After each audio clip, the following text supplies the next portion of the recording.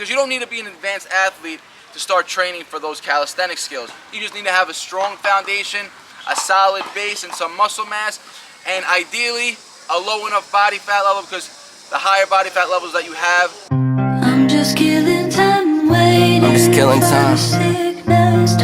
This whole time.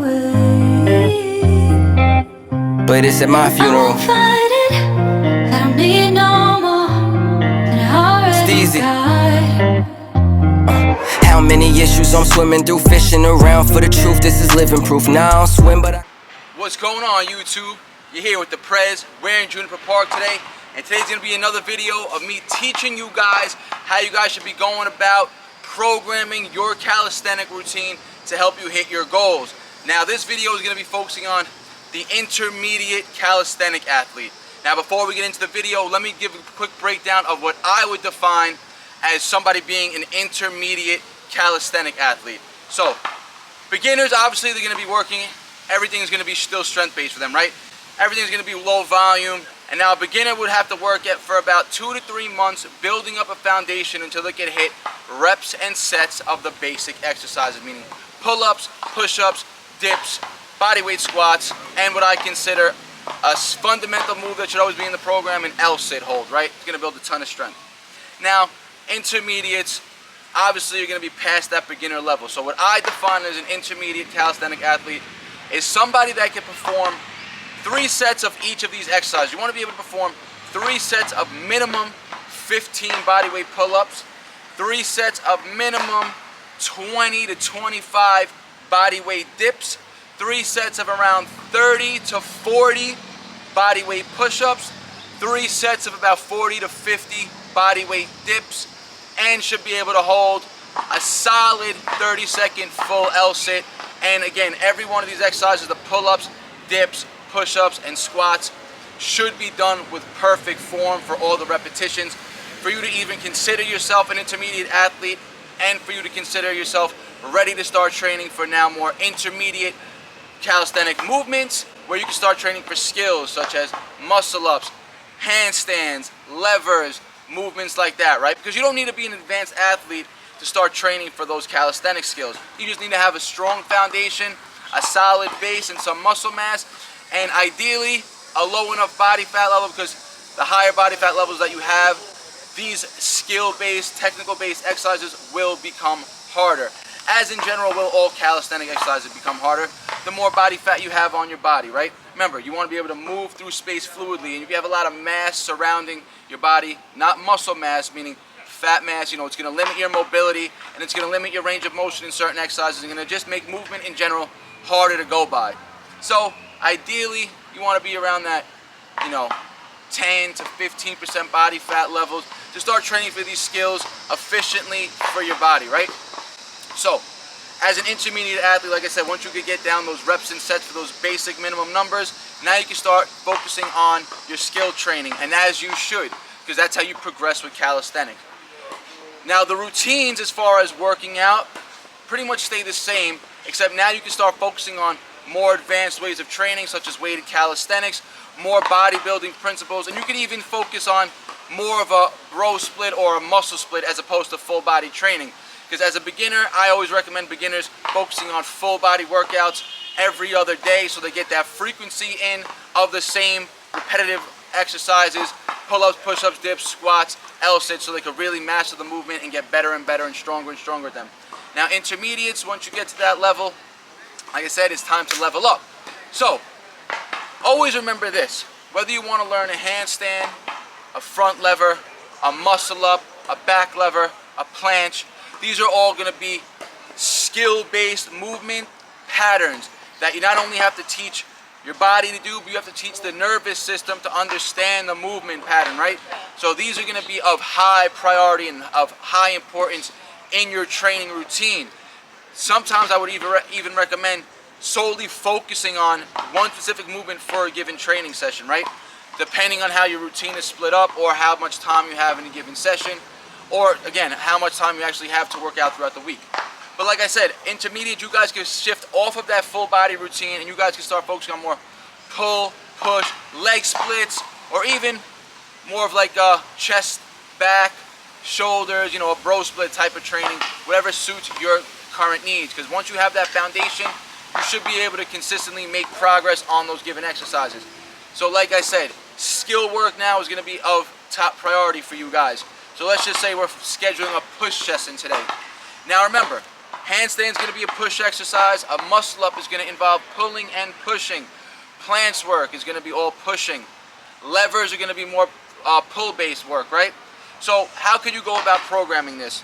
So let's just say on your first pull day, you want to really learn a muscle up. So at the beginning of your workout now, you want to program muscle up training, whether it be with bands or if you can start, or if you can do them unassisted, it should be in the beginning of your routine. Start in a strength-based fashion with muscle ups. Maybe a 3x3 building up to a 5x5. Whether you're using bands or body weight, that's a very, very easy and simple loading pattern for you to constantly make progress session to session. You can start by 3x3 on day 1, 3x4 day 2, 3x5 on the third day. Then you go 4x3, 4x4, 4x5, 5x3, 5x4, 5x5, slowly building up volume on each given session, right? Remember, that's going to be your pull session on day 1, your first pull session. So let's just say you're on a pull, push, leg split. Pull, push, legs, take a day off, repeat, pull, push, legs. So now we're on our second pull session of the week. Now again, on that first pull session, we trained muscle ups. I would recommend mastering a muscle up before you go into levers. I'm not saying master a muscle up before you go into handstands, because that's a push-based strength exercise and a skill-based exercise, which can be trained simultaneously. I would save the levers and the planches until after you master the muscle up and the handstand. So on your first pull day, you're training muscle ups, and then you're getting into weighted pull-ups, rowing techniques, maybe some body weight pull-ups at the end just as a burnout to work on endurance, right? Pull day 1, day 2 is push. Now on your second day of the workout, second day of the week, now we're on a push day. Now we can start training for handstand skills, right? Because remember, handstand's going to require a lot of pushing strength, a lot of shoulder strength, a lot of tricep strength, as well as a really solid base of balance. So if you could get a freestanding handstand, start by just practicing freestanding handstands at the beginning of your workout. Remember, they're going to tax the nervous system a little bit, but you have to teach the body the movement patterns. You have to teach your body where to hold itself in space. If you can't freestand yet, get on a wall and practice isometric holds with your back to the wall for time, and then do it stomach to the wall for time. Once you get comfortable just isometrically holding in a freestanding handstand position on the wall, and then you can start working for repetitions. And again, that should be your first based push movement on your push day if that's a skill you want to require, right? After the handstands, that's when you go into the dips now. You could also go, again, you could focus on muscle up training by training the straight bar dip of the muscle up, right? Remember, muscle up starts as a pull, ends as a push on top of the bar. So you could jump up onto a low bar and focus on straight bar dipping. Deep range of motion. Try to avoid any negatives down into the muscle ups, because it's going to, again, hit the same muscles that we hit from day 1, and your lats are probably going to be a little fatigued from the muscle up and the pull work. So, handstands on your second day, on your push day. Handstands, dip variation. And I would recommend starting with a straight bar dip, and then go on to your parallel bar dips. End the routine with body weight push-ups. Whether your focus is on building endurance or more bodybuilding style, you could, one, do on body weight for more endurance to build up that sarcoplasmic hypertrophy as well, build up that mitochondria, help you build up endurance in the chest. Or if your goal is more bodybuilding, again, you could throw a weight vest on, you could throw a plate on your back, and focus on slow repetitions, keeping time under tension on the chest, focusing on bodybuilding principles. Day 3, leg day, Wednesday. Now, me personally, I always prefer to do legs with external load, whether that be kettlebells, barbells, or dumbbells. And if I'm going to be doing calisthenics, now if that's your goal as an intermediate, now you can start working on more plyometric style training. Explosive jumps, right?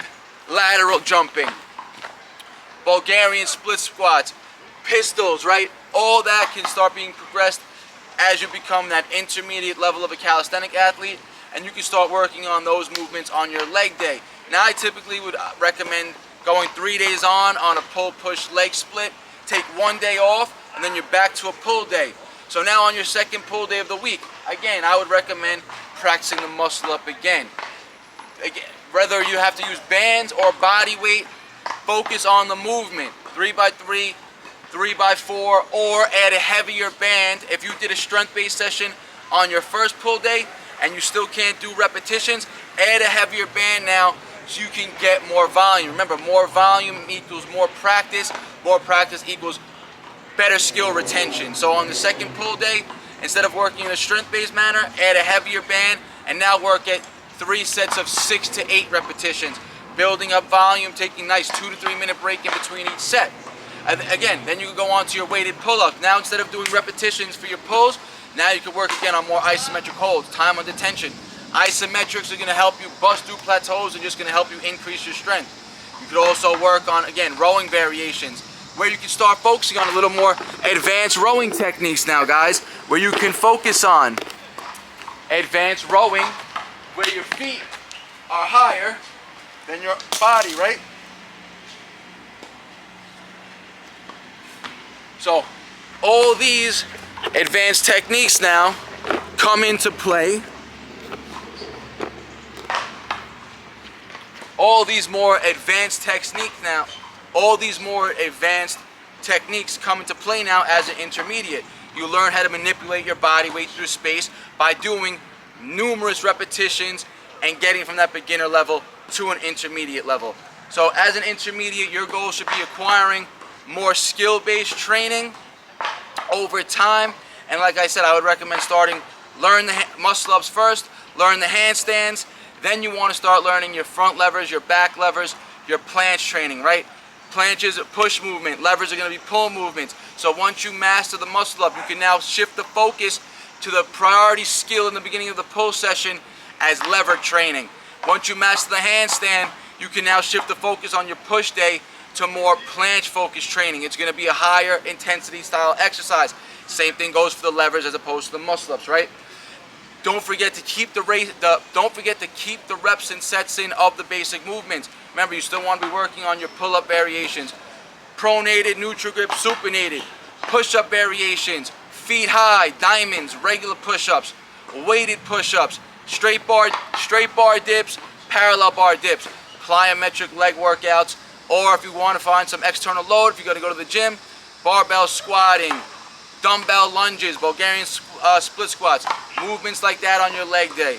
And again, guys, don't get it twisted. Listen, if a beginner takes about 3 to 4 months to go from a beginner, and that's quick progress, to an intermediate, once they can master all those given sets and reps that require you to become an intermediate calisthenic athlete, it's going to take probably a good minimum 1 year up to 2 years of training as an intermediate calisthenic athlete before you could reach that master or advanced level, right?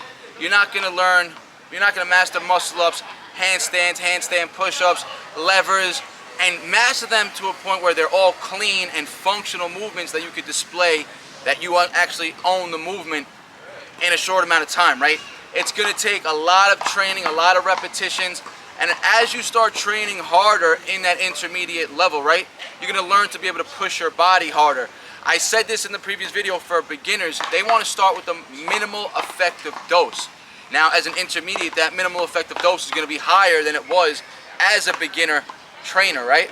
So if you're now in that intermediate level, you're going to be able to handle more volume. You're going to be able to handle more load, more repetitions, longer workout sessions than you did when you first started. But again, there's always going to be a limit of how much you can handle. That's why I always recommend, if you're going to be doing a pull-push leg split, take that 4th day off as a rest day, let the body recover, right? You always want to be able to give your optimal performance during the training session. You don't want to have setbacks and regressions throughout your training blocks, right? If you set yourself up to train smart and hard, you could always make consistent progress. So like I said, intermediate, you guys are going to be on that level plan to be there for at least a year, up to 2 years of consistent training. And again, over time, you guys can start adding in more volume to your workouts as well. You guys can transition from pull-push legs to more of an upper-lower split, right? But again, it's that frequency and the volume is always going to be key for you guys. And over time, if you're training smart, the results are going to speak for themselves, right? Like I said, having lower body fat levels, having a little leaner of a physique is just going to help you master those movements, especially the skill-based movements, faster and easier with leverage, right? Remember, all these calisthenics skill-based movements are all leverage-based. So the heavier you are, the levers are going to be harder. Heavier you are, weighted pulls are going to be harder, right?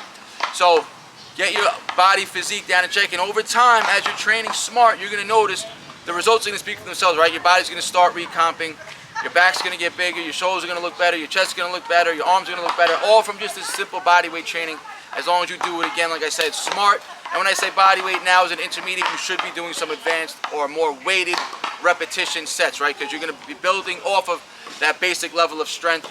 And again, intermediates, you guys could work for strength too, right? Obviously, once you could rep out sets of 15, 20 body weight pull-ups, in order to get stronger and work on strength again, you got to add some load so you can fall back down into that strength building rep range. All training blocks that you're going to be going through in your 1 to 2 year intermediate training phase. Hope you guys enjoyed this video. Like always, guys, you have a question, leave it in the comments section. I always get back to you guys. Check out my website, BARNATURALFitness.com. You guys know I got programs on there for all levels, diet plans, fitness calculators. You guys can check it out, find out a program that helps suit your needs. Or you can hit me up for custom-made programs that are all custom to your style, your lifestyle, your level, and how many days a week you want to train. Also, you can hit me up for one-on-one coaching, online and in person. You guys all know I offer that. So like always, like I said, like these videos. They help YouTube share the algorithm out. Share with your friends, your family. Hit that subscribe button if you're not subscribed yet. Hit the bell notification so you know every time I drop a new video. And all you intermediate athletes, let's go. Stay with it, and you guys are going to hit that advanced level in no time. Tag me in your progress videos. Like always, guys, peace out. BARNATURALS. No sad story, I ain't here for a symphony, no sympathy. When I was on the bench, you wouldn't sit with me. Now I'm on the court and I'm balling, my time's coming.